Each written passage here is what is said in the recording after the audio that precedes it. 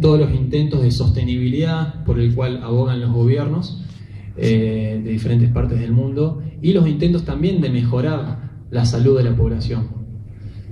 Sin embargo, a la hora de hacer esos abordajes, a veces uno hace el análisis de las estrategias para solucionar esos problemas y pareciera que a veces nos quedamos un poco cortos porque no se resuelve el problema de raíz. Entonces, yo humildemente, yo soy médico, estoy empezando un doctorado, así que no me creo idóneo en hacer este análisis, pero me animo a impulsar el debate en este tema mediante, bueno, una lectura exhaustiva de la información que hay circulando en Internet sobre justamente estos problemas, los medios ambientales y de la salud pública. Justamente porque la producción de alimentos de origen animal está fuertemente relacionado con los principales problemas ambientales que tenemos hoy en día, como deforestación, reducción de la biodiversidad, erosión de los suelos, degradación de las cuencas hídricas, contaminación del agua, escasez por uso de agua y contribución al calentamiento global y por tanto al cambio climático. Y también el consumo excesivo de productos de origen animal, la evidencia apunta a que está ayudando, ¿no es cierto?, a desmejorar la salud de la población. Así que bueno, creo que es interesante hacer este abordaje de por qué el vegetarianismo debe estar dentro del debate político, porque una reducción significativa del consumo de estos alimentos o la adopción de dietas vegetarianas podría ayudarnos muchísimo a paliar estos problemas. No considero que sea la salvación divina, por supuesto, hay muchas cosas que resolver primero, pero sí nos podría ayudar. Pero bueno, debido a que yo soy vegetariano de nacimiento, probablemente tenga sesgos al respecto, por más que lo haya querido abordar con rigurosidad el trabajo, y por tanto decidí que qué mejor que personas ajenas, que no sean vegetarianas de nacimiento como yo. Creo, ustedes no son vegetarianos, ¿no? Fernando, creo que me dijiste que estabas en transición, pero todavía no es vegetariano. Entonces, bueno, ahí ya eliminamos una variable que es el sesgo y, bueno, acudir a personas que sean idóneas en el área para evaluar el contenido del libro. Así que, bueno, se los voy a presentar, vamos a empezar, vamos a darle un tiempo a cada uno para que ellos explayen qué es lo que han leído y sus reflexiones a partir de su conocimiento. Quiero aclarar que no sé qué opinan sobre el libro, sé que les ha gustado, pero no tengo idea, así que los invito a que si tienen críticas, que las hagan. No me sentiría mal si me dicen que estoy equivocado, al contrario, creo que la ciencia se construye equivocándose y por tanto si he cometido algún error en la lectura, que puede pasar, los invito a que justamente la corrijan para justamente trabajar en eso. Así que bueno, vamos a empezar primero con... A ver, ¿con qué empezamos? ¿Con salud o medio ambiente? ¿Qué les gustaría? ¿Con salud? Bueno. Creo que está bueno arrancar con salud, esa es la mi idea también, porque muchas veces cuando hablamos de esto, la gente se pregunta si realmente se puede ser vegetariano, ¿no? Y la respuesta es que sí, la evidencia no, apunta a que sí, pero bueno, no voy a hablar más, vamos a dejarla a la profe. Se las presento, Ana Zuburoglu, ella es licenciada en nutrición, es investigadora de la Universidad Nacional de Córdoba y es la profesora titular de la Cátedra de Nutrición Humana de la Escuela de Nutrición. Así que bueno, Ana, te invito a que nos cuentes lo que quieras. Tenés el micrófono abierto. Bueno, hola, buenas tardes a todos. Bueno, en primer lugar agradecerte, Ezequiel, por invitarme a comentar tu libro, que ha sido muy lindo leerlo, y bueno, felicitarte porque es tu primera obra, que seguramente va a haber más, por lo que hemos comentado. Y bueno, yo recorriendo un poco, yo no sé si algunos de ustedes ya conocen el libro, supongo que no. Les voy a contar un poco lo que tiene dentro y comentar o reflexionar algunas cosas que seguramente luego entiendo que hay un espacio para interactuar, ¿verdad? Bueno, me pareció en realidad que el libro que ha hecho Ezequiel es una muy muy buena compilación, dado que él ha hecho un recorrido por todos los aspectos que tienen que ver con la temática y con el título del libro, ¿no es cierto? Vegetarianismo en el debate político. Él viene recorriendo, digamos, todo lo que tiene que ver con la producción de alimentos de origen animal y ha hecho un particular énfasis en la producción de carne y todo lo que esto implica en el ecosistema, todo lo que implica en relación no solo al consumo del agua y todas sus implicancias, ¿no es cierto?, para el sistema en general. Pero no lo ha hecho solamente analizando, lo ha hecho de una manera muy ágil, es muy llevadera su lectura y de una manera muy inquisidora. Esto es muy importante, ha ido analizando y polemizando cada uno de los ítems que él ha ido abordando y esto hace que el libro sea muy amigable, muy agradable de ser leído, así que se los recomiendo. En relación a la salud particularmente, que es el tema en el que yo me voy a enfocar un poco, él hace una puesta al día de todas las evidencias científicas que de alguna manera defienden esta postura, pero sin dejar de lado la mirada de que el hombre en realidad es omnívoro. Es decir, él defiende el vegetarianismo sin perder de vista esto, que es un aspecto importante de la mirada que hace, a pesar de que él habla de sesgos, él no lo ha tenido tan marcado en su libro. Y me parece interesante porque, bueno, uno podría hablar muchas cosas sobre, acerca de por qué comemos lo que comemos o qué deberíamos comer y por qué, ¿no es cierto? Algunas de estas cosas él las plantea y las deja como interrogantes y a su vez él toma postura sobre esto y me parece interesante. Pero finalmente queda la idea de que la alimentación vegetariana en sí misma, siempre que esté correctamente diseñada, que esté correctamente confeccionada, es una alimentación saludable, que ustedes saben que muchas veces ha sido cuestionada.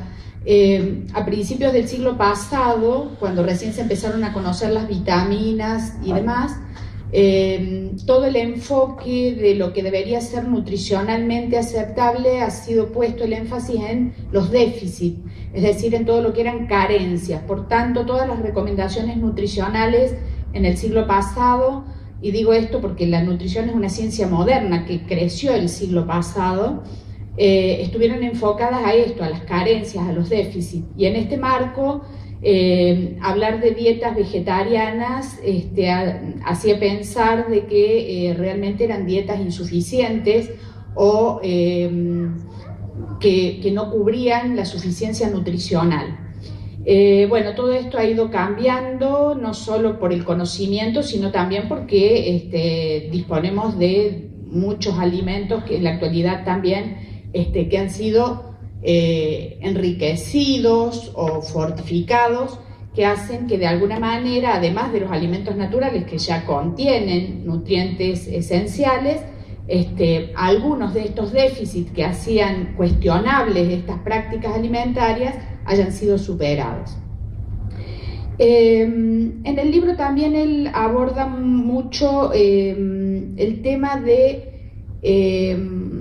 digamos, la importancia de la alimentación vegetariana en algunos aspectos como el tema de la longevidad.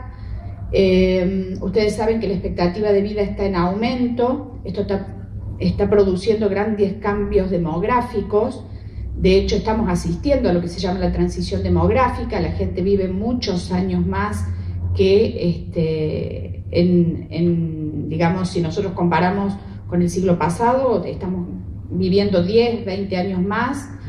Esto está trayendo nuevos problemas sanitarios y él ha ido un poco relacionando esto y también ha mostrado la importancia de la dieta vegetariana como una forma de alimentarse saludable que se relaciona con menor causa de mortalidad, menor mortalidad por todas las causas. Es decir, cuando nosotros analizamos las distintas causas de mortalidad, las personas que tienen este tipo de alimentación tienen tasas más bajas. Esto ha sido demostrado en todos los casos y En este sentido, también él hace alusión a todo lo que nosotros denominamos nutrientes críticos y entonces aborda un análisis sobre cada uno de estos nutrientes y trata de desmitificar esto, ¿no? Y es importante porque, por ejemplo, ustedes saben que hay nutrientes que no son fáciles de conseguir en la alimentación o de satisfacer las necesidades diarias, como es el caso del hierro, de la vitamina B12, y entonces bueno, aborda y profundiza el análisis de estos temas que también son importantes. Pero no se queda con eso, también hace un recorrido histórico acerca de los modos de alimentarse del hombre desde el comienzo de la vida, cómo el hombre se ha ido alimentando y cuáles han sido los condicionantes de esta alimentación. Y esto es importante porque él hace un enfoque antropológico y cultural del tema, Entonces, ¿cómo es que llegamos hoy a comer lo que comemos y qué implicancias tiene en la actualidad esto, tanto desde el punto de vista sanitario, en los resultados de salud? Y bueno, y obviamente toma posición, deja bien claramente puesto su punto de vista y deja algunos interrogantes también planteados al respecto. Yo quería contarles un poco que para nosotros desde la Cátedra de Nutrición era muy importante este tema. Cuando se enseña nutrición en las carreras, no siempre está en las currículas el tema de vegetarianismo genéricamente hablando, con toda su amplia gama de subtemas que podrían integrarse allí, la macrobiótica, las dietas no tradicionales, algunas que están basadas en cuestiones filosóficas o por el motivo que sea, o digamos los ecologistas o ambientalistas que también siguen esta práctica, todas las variedades que hay, los atípicos como pueden ser los frugívoros, los crudívoros, etcétera. Y entonces, bueno, ¿qué hicimos? Incorporamos este tema en la currícula de la asignatura. Cada año vamos abonando este tema. De hecho, este año lo vamos a invitar a Ezequiel para que nos acompañe y comparta la clase con nuestros alumnos.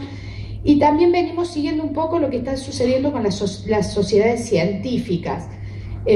Sociedades científicas a nivel mundial están produciendo documentos de consenso sobre este tema, lo cual está hablando de que cada vez más se están comprometiendo con esta temática y bueno, uno va viendo las actualizaciones, quiere decir que no es un tema que se tocó en algún momento y quedó.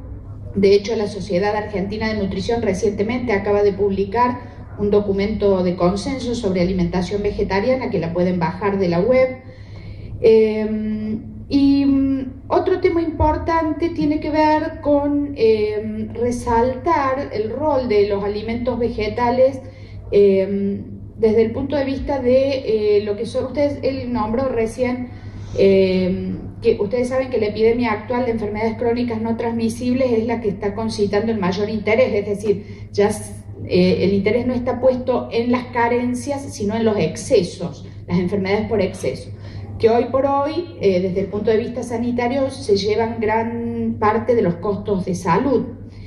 Entonces, los organismos internacionales que nos rigen particularmente, como son FAO-OMS, en su último informe técnico sobre prevención de enfermedades crónicas no transmisibles, cuando hace todas sus recomendaciones basadas en nutrientes, que era lo que estábamos acostumbrados nosotros a tener como referencia, por primera vez introduce dentro de estas recomendaciones alimentos, y dentro de esos alimentos los vegetales y las frutas forman parte de esta recomendación y se dice que no hay que consumir menos de 400 gramos diarios. A la par de esto también conocerán ustedes que hay un movimiento mundial que se llama 5 al día para promover el consumo de frutas y verduras. Obviamente que esto es una parte de lo que estamos hablando de alimentos de origen vegetal, ¿no es cierto? Pero digamos que dentro del reino vegetal, particularmente este subgrupo de alimentos está teniendo especial tratamiento, tanto por el aporte de fibra, de vitaminas, de minerales, de fitoquímicos. El tema de los fitoquímicos también es un tema no solo de interés actual, sino Hay mucha información y se sigue estudiando, es decir, se están tratando de establecer los nexos. Digamos, no es lo mismo consumir estas sustancias de manera aislada que consumirlas como parte del alimento. Entonces, no hay forma de sustituir al alimento natural a partir de aportarlo de otro modo. Entonces, por este motivo también es importante concientizarnos en esto. Yo les cuento que actualmente estoy formando parte de la comisión que trabaja en la actualización de las guías alimentarias para la población argentina. Es una tarea que ha tomado a su cargo el Ministerio de Salud de la Nación por primera vez, y en esto estamos contentos porque está donde debe estar, es decir, las guías deben ser parte de las políticas de Estado. El proceso está siendo difícil en el sentido de no tenemos entrenamiento nosotros en este tipo de tareas, entonces concitar muchas opiniones, muchos intereses, porque cada vez que hablamos de alimentos también hablamos de intereses. No sé si han escuchado hoy la noticia de los lácteos.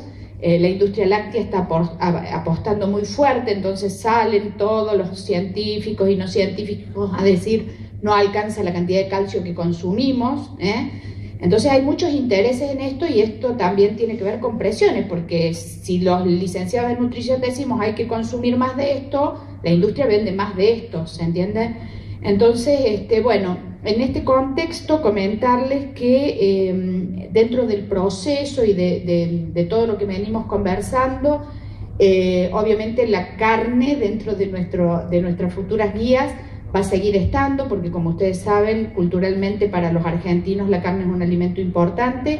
Sin embargo, el gramaje recomendado ha sido disminuido para esta actual revisión de las guías. Bueno, finalmente hay muchas cosas para decir sobre todo lo que ha abordado Ezequiel en su libro.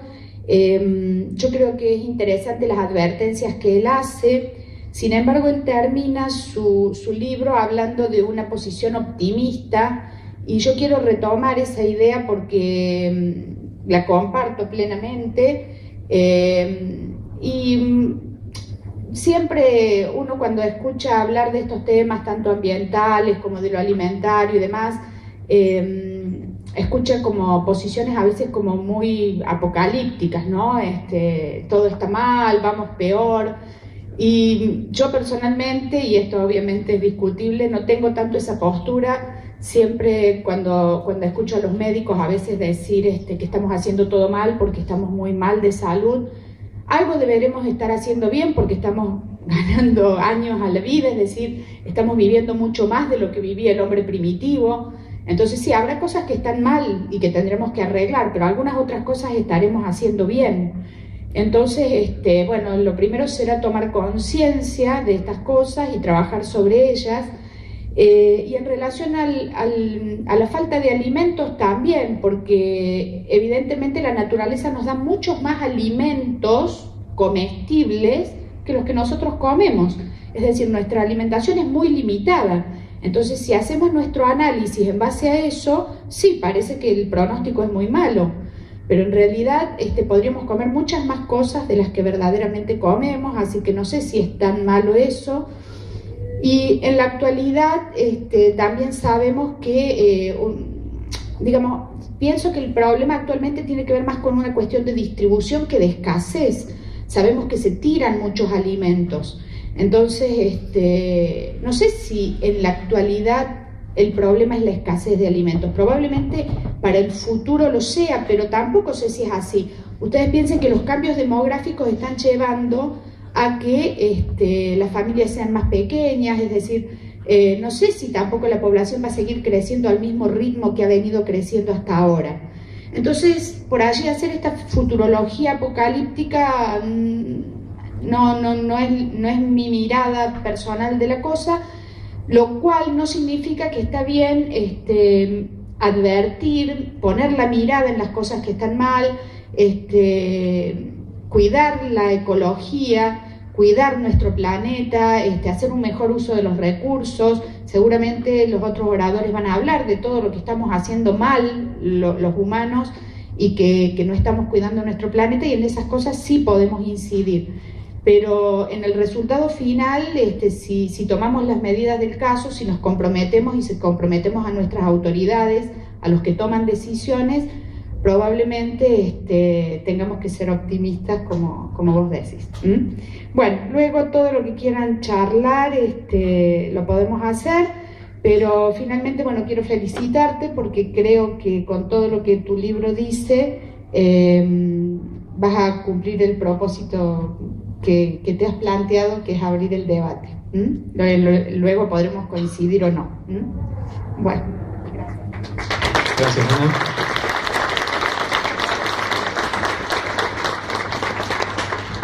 Bueno, vamos a continuar con los oradores y después vamos a hacer la sesión de preguntas y respuestas. Vamos a interactuar con el público. Así que bueno, ahora me gustaría seguir con Santiago Reina. Santiago, a ver si este micrófono anda. ¿Sí? Santiago Reina es ingeniero civil, doctor en ciencias de la ingeniería, y en este momento se desempeña como profesor titular de la Cátedra de Obras Hídricas de la Facultad de Ciencias Exactas. ¿Sí? Así que bueno, Santiago, un honor tenerte acá y tenés el micrófono abierto, decí lo que quieres.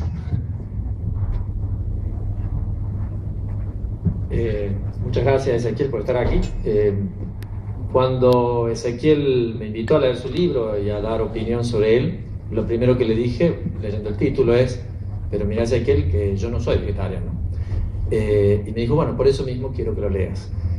Eso ya muestra mucho sobre el autor, y es por la razón fundamental por la que estoy aquí. Personalmente estoy en el área de hidráulica, soy profesor titular de obras hidráulicas y también director de la maestría en recursos hídricos, y en el área de ambiente. Soy profesor de ingeniería ambiental y director de la maestría en ambiente en la universidad.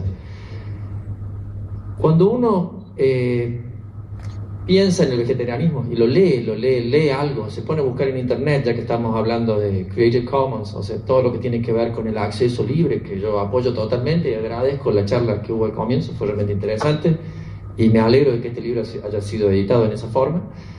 Y uno se pone a buscar, encuentra algo muy interesante, y es que los vegetarianos, en términos generales, son más empáticos que nosotros, el resto de la población. Entonces tienen mayor capacidad de entender el sufrimiento ajeno y el sufrimiento de las otras especies. Lo que es interesante, quizás eso sea una de las razones que los lleva a esto. Si uno piensa en argumentos que aparecen vinculados al vegetarianismo, podemos pensar en argumentos religiosos, los hay prescripciones y proscripciones vinculadas a todas las religiones, el hinduismo es muy conocido, el cristianismo por ahí nos olvidamos, en Cuaresma los viernes para los católicos son días de abstinencia. El carnaval significa ese día donde la carne se va y se iba por toda la Cuaresma. Si recordamos el Génesis, el primer crimen es el asesinato que Caín le hace a Abel por una entrega, un sacrificio. Uno sacrificaba carnes, animales, y el otro verduras. Esa es la pelea es esa. Y por supuesto en esa época estaba bien visto para ese pueblo, un pueblo pastoril, una entrega que era un sacrificio de un animal, y no estaba tan bien visto una entrega de productos de la tierra. Eso está metido en nosotros. Yo cada vez que hago un asado les recomiendo lo mismo, tratando de evitar ese primer crimen, esa primera pelea, pongo siempre algo de carne y algunas verduras. Para recordar ese tema. En ese esquema es que uno entra aquí. Hay argumentos a favor del vegetarianismo desde la visión filosófica. Tiene que ver con esta visión de que la tierra en sí misma es un ser vivo. Hay quienes postulan esto y lo llevan a cuestiones extremas, o sea, cuestiones de visiones donde realmente hasta le plantean que la tierra tiene una conciencia especial. No es mi visión, pero los entiendo. Quienes ven la tierra así, hablan de Gea no es más que o Gaia le suelen decir, viniendo del inglés, pero no es más que Gea, la diosa tierra. Tienen particular cuidado. Esa sería una visión filosófica, si se quiere. Hay quienes, y comparto totalmente, piensan empáticamente con respecto a estas otras especies que obviamente que sufren. Y la pregunta es, cuán justo, cuán correcto es llevarlas a la muerte, hacerlos sufrir para nosotros continuar nuestra vida. Bueno, es una discusión que aparece. Y hoy esa discusión es muy importante en el tema de la investigación científica, por ejemplo, con primates. Son discusiones que merecen ser tenidas, o sea, no me parece mal, e insisto, yo no soy vegetariano, que esas discusiones se den. Lo interesante de todas estas discusiones es que parten de planteos morales, es decir, ¿está bien o está mal? Y la visión que plantea Ezequiel en el tema que sí voy a hablar, que es lo que realmente conozco, que es agua y ambiente, es una visión moral, una visión técnica con preocupaciones morales. Cuando uno se preocupa de si es justo en el espacio, se habla de equidad. Es decir, es justo que algunos pueblos tengan acceso a alimentos y otros no, hoy.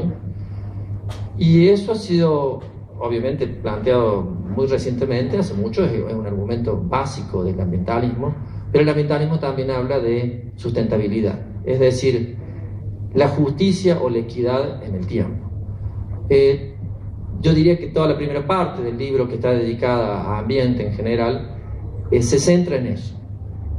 Se puede producir alimentos si los alimentos están destinados en gran parte para alimentar a su vez a animales que después comemos en forma sustentable. Y la respuesta es claramente que si disminuyéramos el consumo de carnes, podríamos hacer el mundo más sustentable. Y eso lo tengo que decir con toda honestidad, siendo que soy carnívoro. El trabajo que ha hecho Ezequiel en búsqueda de información seria en cada uno de los datos que ha puesto, hace que uno diga, bueno, está bien, todos los datos son ciertos, ahora estoy dispuesto a aceptar la conclusión. Esa es una pregunta moral que a todos nos llama a la reflexión. Por lo menos seamos cuidadosos en nuestro ambiente, porque claramente cuando ya Ezequiel en particular habla del problema de la deforestación, Córdoba en la primera mitad de los 2000 tuvo las tasas más altas del mundo de deforestación, 3% anual. Una vez en una reunión en el Cairo, una reunión de Naciones Unidas, se me acercó una persona especialista en este tipo de temas, y cuando le comenté de dónde era, me dice, claro, ustedes corresponden a la región del Chaco. Sí. Bueno, ustedes tienen hoy la tasa más alta de deforestación del mundo, ¿sabías? Uno pensaría que está en otro lado, en el Amazonas, siempre el Amazonas es el problema. No es así. Bueno, ahora en Córdoba, por supuesto, la tasa cayó porque no hay más que deforestar. Esa es la realidad. Esa deforestación, su motorizador, sin dudas, ha sido el crecimiento de la frontera agrícola, que suena muy lindo dicho así, pero suena muy triste si uno lo piensa del otro lado, todo lo que se perdió. Nuestras vacas van a estar con grampones haciendo andinismo en la sierra, porque claro, las hemos ido echando de donde estaban y bueno, fueron a parar la sierra. Y el sobrepastoreo de las sierras tiene mucho que ver, y los incendios, el descuido absoluto de nuestras cuencas, tiene mucho que ver con lo que está ocurriendo con las grandes crecientes que causan daños. Por ejemplo, hace poco, estos puentes en Jesús María, la zona de Sinzacate y todo lo demás, tiene que ver con el daño terrible que nuestras cuencas están sufriendo. Ese daño, sin ninguna duda, está motorizado por una agricultura que no solo está generando este problema, sino muchos otros, que no está siendo del todo sensible a los problemas que generan. Problemas por todos lados. Cuando hablamos de la contaminación del agua, los procesos erosivos, los tarquinamientos o sedimentación de los embalses, sin ninguna duda eso está asociado a la agricultura. Hay un número que es clave, que Ezequiel lo pone muy bien y después lo cita varias referencias más, y que tiene que ver con un tema de que en biología, en ecología se enseña al comienzo de todo, lo enseñan en el colegio. Cada nivel trófico, cada nivel de la cadena alimentaria, para existir, es muy ineficiente en producción de su propio ser. Es decir, si uno quiere producir carne de un animal y ese animal a su vez come a otro animal y la relación anda en 10, 15, 20, entonces es siempre más eficiente comerse el de abajo y si es posible comer los vegetales en sí mismos. Eso es el centro de todo el problema. Alimentos hay, el problema es que los alimentos nuestros no los estamos comiendo directamente, sino que se están consumiendo a través de animales que a su vez comen los vegetales. La producción de granos mundial alcanza y sobra, y dice el número, sé que lo muestra de alguna referencia muy seria, que alcanzaría para 2.750 el número de kilocalorías diarias, que eso sobra. O sea, no debería haber hambre. Pero claro, si esos granos van para criar chanchos o pollos, para a su vez comer los pollos o los granos, y si hay los pollos o los chanchos, la situación se hace más difícil. Yo no creo en las soluciones monocromáticas, no creo en los reduccionismos, creo en las opciones mixtas. Creo que una opción donde algunas personas, grupos de personas, optan por ser vegetarianos y otras no, pero a su vez son conscientes, porque los vegetarianos nos llaman a la reflexión, es una buena solución. Yo creo que esto es lo sano de esto. De hecho, a mí mismo me llama a la reflexión. No voy a dejar de comer asado, se lo garantizo, pero me llama a pensar mejor qué hago. La provincia de Córdoba, estos últimos tiempos, estos últimos 20 años, son los años más tristes desde el punto de vista ambiental para la provincia de Córdoba. La provincia de Córdoba destruyó sus bosques. No lo destruyeron los españoles, no lo destruyeron los pueblos aborígenes, lo destruimos nosotros. Nosotros, cuando digo nosotros, somos nosotros, realmente nosotros, no podemos echar la culpa a nadie. Cuando hablamos de pérdida de biodiversidad, y Ezequiel habla también de este tema, piénselo, hago una comparación, cuando le reclamamos a quienes quemaron la biblioteca de Alejandría, se quemó 2 veces por lo menos, básicamente el planteo de quienes lo hicieron era, no entendían mucho lo que valía, lo que había ahí, no entendían, no sabían leer. ¿Para qué tenemos tantos libros? Con 1 o 2, cada uno habrá decidido cuál valía y cuál no valía, era suficiente. El hecho de no poder leer algo, no vale, no sirve, lo rompo. Estamos haciendo exactamente lo mismo con nuestra biodiversidad. No está ni conocida, ni siquiera catalogada, y la estamos destruyendo. Las siguientes generaciones van a reclamar eso. Nosotros, nuestra generación, somos los responsables de quemar la biblioteca de Alejandría de la biodiversidad.